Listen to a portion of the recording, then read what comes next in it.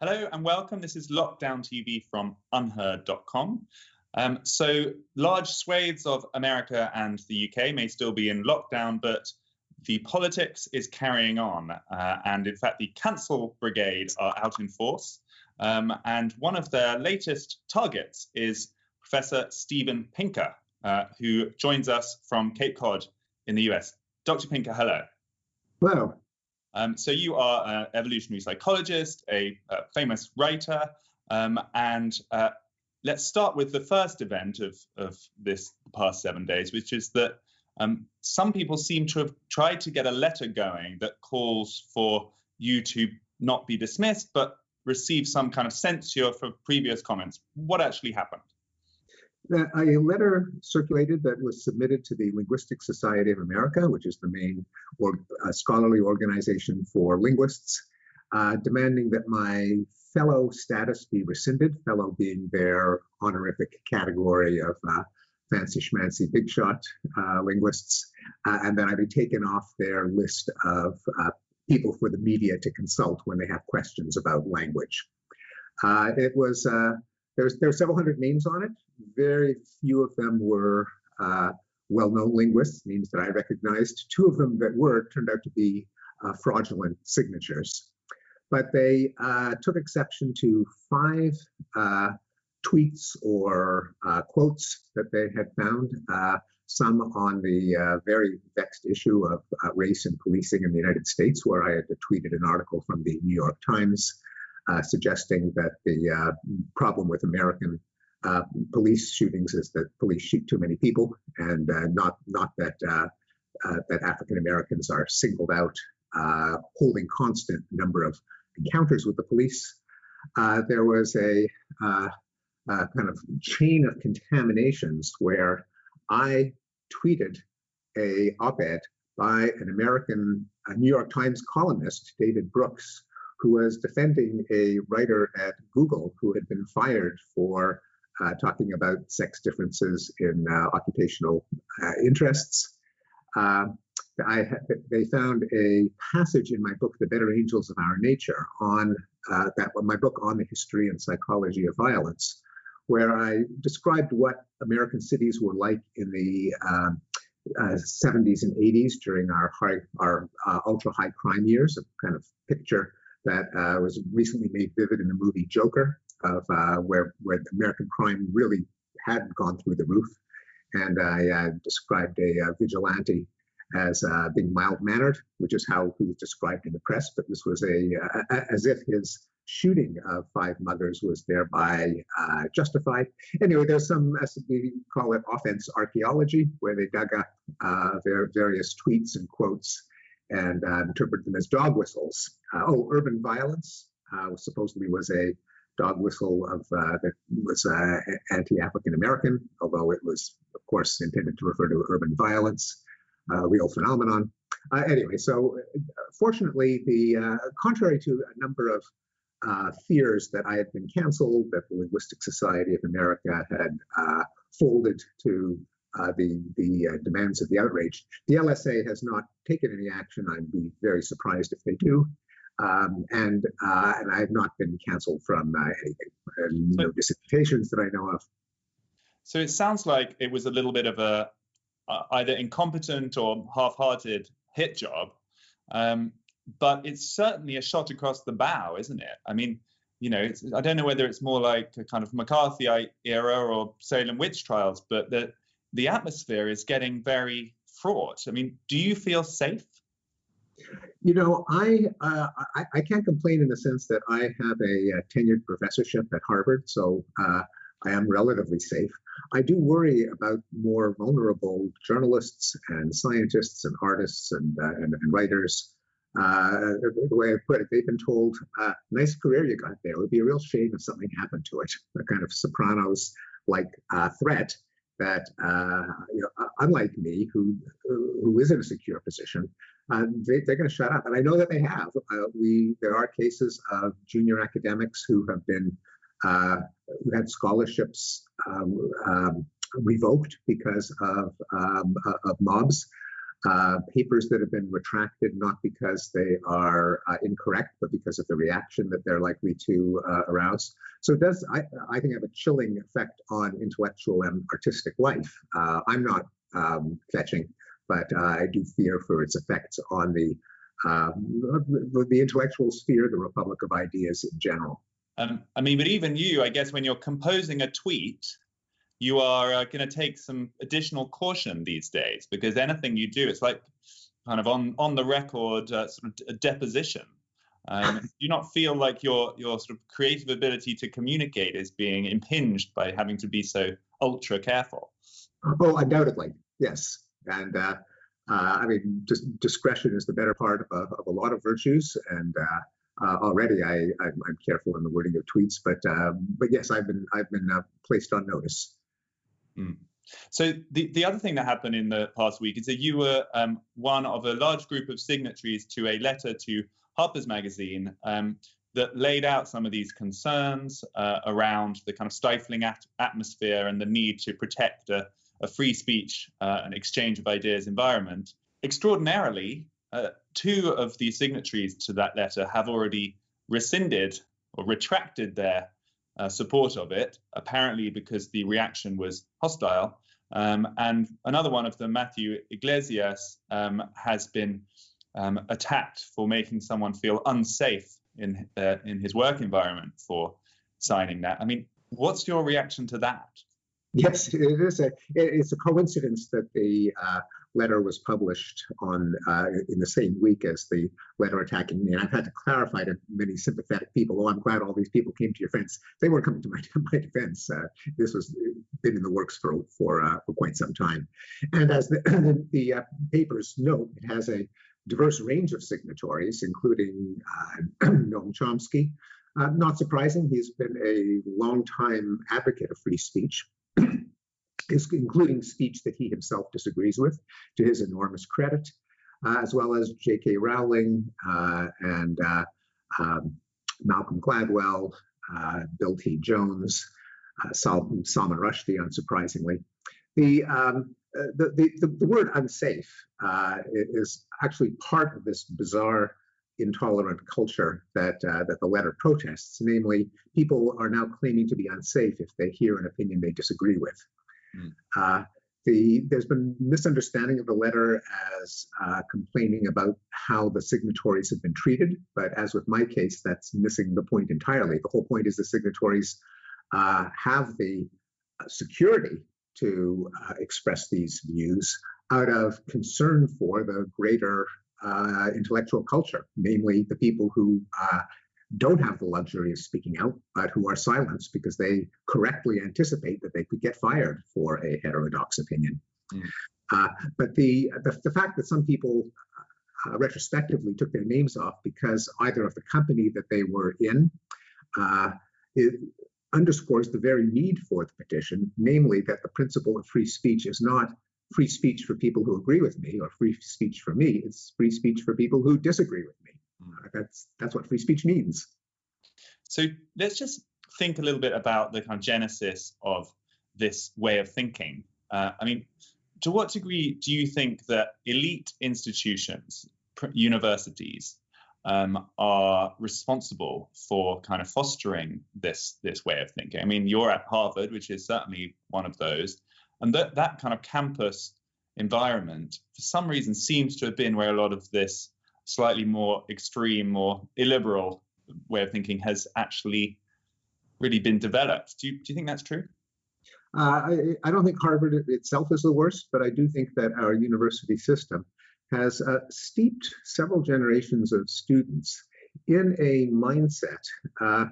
It's vaguely postmodernist, vaguely identity politics, some flavors of Marxism, which basically view the world and society as being in the midst of a war between either economic elites in the classic Marxist version, now straight white males in the identity politics version, where to achieve progress, power has to be wrested from those who are currently wielding it. intellectual justification, exploration of ideas are simply tools of the powerful. And what is essential is not clarity, diversity of opinion, diagnosing problems, testing best solutions, but rather solidarity and passion among the oppressed who are overpowered in this war. And so solidarity is everything. Dissent threatens that solidarity and therefore has to be stamped out. It's a very different mindset from a more, I would say, scientific in the broadest sense, perhaps Enlightenment ideals that the world is a complex place. None of us understands it. None of us is omniscient or infallible. We have to broach possible explanations, and through a kind of collective evaluation of truth and falsity, we can approach a deeper understanding. Therefore, debate and free speech are essential. It's a completely different way of understanding the world, and I think the postmodernist identity politics, cultural version of, or cultural, racial, gender version of Marxism is responsible for this mindset. And contrary to the narrative that this is a millennial or Gen Z problem, it is in large part the baby boomer professors who have been steeping generations of students in this mindset for a while. So I think that there is some blame to be directed in that way. Let me just try pushing back on one of those thoughts, which is, I mean, you wrote a book in 2018, Enlightenment Now. You're really seen as one of the kind of flame holders for Enlightenment rationality as the kind of highest principle in terms of thinking well. I just wonder, can't you see the roots of some of these ideas in precisely that Enlightenment emphasis on rationality above everything else? I mean, this is an idea where you can remake the world to outcomes that you desire through effort of will and thinking. You can remake your body, you can remake everything through mind over matter, essentially. So how do you respond to the idea that actually it's the emphasis on rationality and being able to rethink everything that has actually that's began in the Enlightenment, that is actually kind of reaching its ultimate expression today? Well, I see the woke cancel culture and identity politics as a kind of counter-Enlightenment movement. It's not as dangerous as the authoritarian nationalist populism, which is simply because that is a counter-Enlightenment movement that wields levers of power in a number of countries, including my adopted country.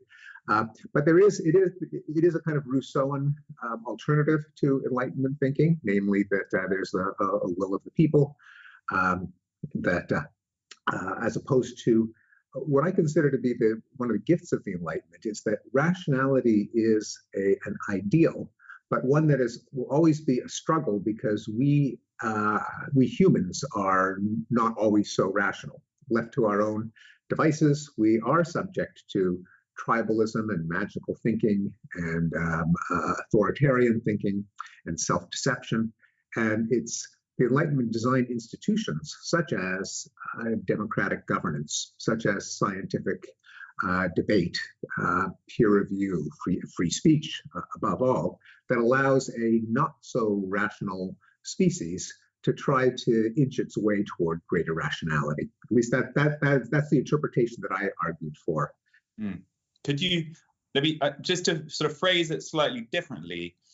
Do you think you could see both the ethno-nationalism of the right and this kind of woke fundamentalism of the left that have emerged in the past few years as a kind of rebellion against a world which was insufficiently nourishing to their souls, and in which they kept on being told by people such as yourself that they've never had it better by all these provable measures, and yet they felt that there was the big things missing? So these are eruptions from parts of the human psyche that have been denied by an overly rational world. That's quite possible, and nourishing the soul isn't high on the agenda of Enlightenment goals compared to reducing poverty and illiteracy and hunger and violence and war. And then, we probably did forget about nourishing the soul, perhaps. And there is always a pushback that, well, we need religion to nourish the soul, and to which the response is, well, if does believing in supernatural things that probably don't exist the best way to nourish the soul? Can't we nourish our souls by eliminating extreme poverty and putting an end to war and discovering how the world works and sharing beauty? But yes, that has not convinced everyone. Partly it may be the straits that people find themselves in, and indeed, in the case of, say, the deindustrialized parts of the country that voted for Donald Trump, in the case of the generations of college-educated students who find themselves without a professional prospects commensurate to their training, they may feel disenfranchised and got the short end of the stick. But another part of it is, and this is why in my book Enlightenment now and The Better Angels of Our Nature, I had so many graphs documenting in quantitative detail progress that we've made. Part of it is a misconception that the world has gotten worse and worse and worse, that the developing world has become immiserated, that terrorism and crime are mortal threats. And just to correct the misconception that the world has gotten worse and worse, I had to show data that the view of the world that you get from the news media, which focus on the day-to-day horrors, can miss the larger picture of reductions in poverty and war over the long term. The populist revolutions of the past few years can be seen as empirical proof that large swathes of the population were not happy with the world as it was, and so didn't really sign up to the idea that it was just getting better and better. I think that's true of some, but a lot of voting is not so much people responding to their own situation, because when it comes down to it, even though voting is a civic ideal, your vote isn't going to change anything. I mean, that's just the mathematical reality. One vote doesn't turn an election. So voting is very much a kind of self-expression. People are affirming the coalition that they belong to. And there's been a great deal of debate in the United States as to whether the Trump victory was the result of economic dislocation or cultural grievance. And there's probably some of each. At least that's the way I interpret the way the data have come down. Thinking about that letter that you have signed, I mean, it's a broad range of names, isn't it? Everyone from Noam Chomsky to yourself to David Brooks to Jesse Singal.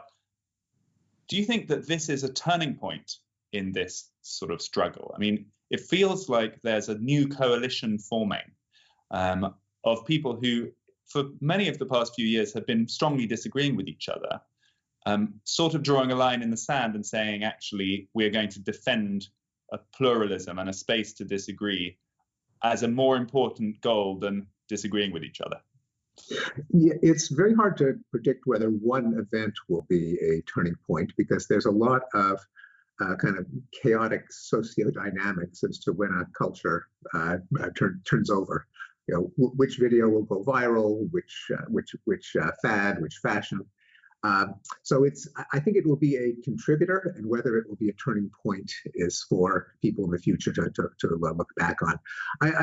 What I hope it will be is a kind of return to part of a return to sanity, similar to what happened after the late 60s and early 70s, when also on college campuses, there was radicalism, there was Marxism, there was anarchism, there was calls for violent revolution, and it did kind of settle down, and there was a pushback. Now we're seeing a second wave of that revolutionary fervor.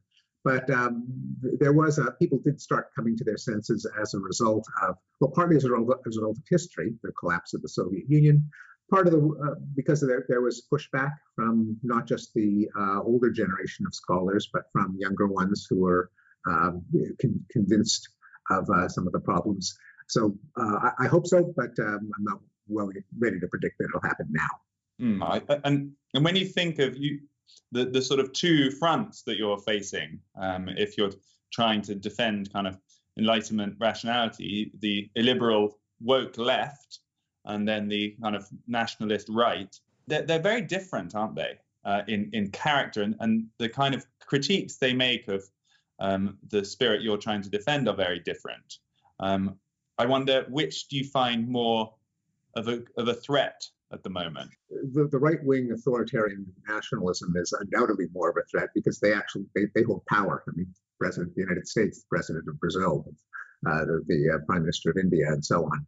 So undoubtedly more of a threat. And it's been pointed out that there are some cosmically ironic similarities between them in that both of them adhere to a kind of a racial identity politics, namely that your prime objective should be the preeminence of a particular racial or ethnic group, that your opinions are determined by the race that you belong to, that we're locked in a zero-sum struggle between races. And so there are eerie parallels between those two kinds of illiberal movements. Though the right-wing version is more, I think, is the greater threat because they actually do wield power. But the left-wing version can be as well, partly by empowering the right-wing version, by just feeding them raw material. The more absurd the left part of the spectrum is, the more the people in the center might find themselves tipping toward the right, and from there to the extreme right. You never want to make Donald Trump right about anything. When he denounces counterculture, though, cancel culture, then we're in the uncomfortable situation that maybe he's saying something that's true, rare occurrence, and that is a way in which the left-wing illiberalism can be dangerous. It can also lead people, especially when it comes to repressing heterodox opinions. And I have seen this happen among not fanatics, not kooks, but actually intelligent, non-aligned people saying, well, if there's so much effort to suppress a viewpoint as opposed to refuting it with good reasons, well, gee, that must mean there's something to it. Otherwise, why wouldn't they just refute it? Why do they have to fire the person who articulates it? Maybe it's like the Jack Nicholson line in A Few Good Men, you can't handle the truth. And that's a natural conclusion to be drawn from the repression of speech. And as a result, bad ideas, which could be refuted, might get a second wind precisely because they are being repressed rather than refuted. Do you think that you're in a culture war, Dr. Pinker? Do you think that's what's happening? It's hard to avoid that conclusion. I don't like to think so, but I think we've seen some evidence of it. The term culture war is several decades old, so it's not a new development. And it was absolutely present back when I was an undergraduate student in the 1970s. Those were the seeds of it. There were card tables set up in the lobbies of student buildings with the Democratic Front for the Marxist Workers Socialist United Party, often at war with the Marxist Democratic Socialist Workers Party. But that was very much a presence. And if you were to do some archaeology of the culture in the 70s, you'd see a lot of Maoism. I was told by one of my professors that Mao had implemented a utopia in China. So that there was a lot of radical craziness back then, too. The thing is that some of the crazies then got tenure and educated the subsequent generations. Do you think that the difference really is that there was an overly oppressive culture to strip away and to fight back on, but now, young students who are trying to be the equivalent of 70s rebels, really there's not that much to take away anymore, and they've sort of run out of structures to dismantle. I think there is some of that, because there wasn't the equivalent of the war in Vietnam and the Jim Crow segregation and discrimination against African Americans. There's a huge anti-poverty system of redistribution and government bureaucracy in the United States. So there aren't the easy targets, which may explain why there are as a cultivation of finer and finer offense, where it is the dog whistles and the pretty minor infractions of left-wing etiquette that trigger the ire. So we're nearly out of time. Let me just ask you a final question then, which is, you are known as the kind of ultimate optimist, the believer in progress. Looking at the situation you're in and we're in today, narrowly escaping a cancellation attempt, do you feel as optimistic now as ever? Yes, I try to explain that I'm not really arguing for optimism, but rather for progress, which is not the same thing. Optimism is a kind of a emotional expectation that things will get better, or an attempt to look at see the glass as half full. The way I think of it is just trying to make people aware of quantitative improvements that are invisible in day-to-day journalism. That it just is a fact that fewer people get killed in war than there used to be. Fewer people are poor. Fewer people starve. This doesn't mean that everything gets better for everyone everywhere all the time. That would be a miracle. And that's not what progress consists of. If you really believe in Enlightenment principles, it's that progress comes when people try to apply their brain power to solve problems, and every once in a while come up with something that works. So will you be adding your sense of freedom as you write that next tweet to one of the measures we should watch out for your annual State of the World piece? I mean, alongside poverty and all of those other statistics, do you think that kind of genuine freedom of expression and lack of the intimidating cancel culture should be added to one of those measures of a healthy society? Well, there has not been progress in the recent past on that front, but I hope that there will be going forward. This is definitely a year in which there's going to be a lot of regressions on progress, most obviously in deaths from infectious disease, but probably also in violent crime, not so much in war, fortunately.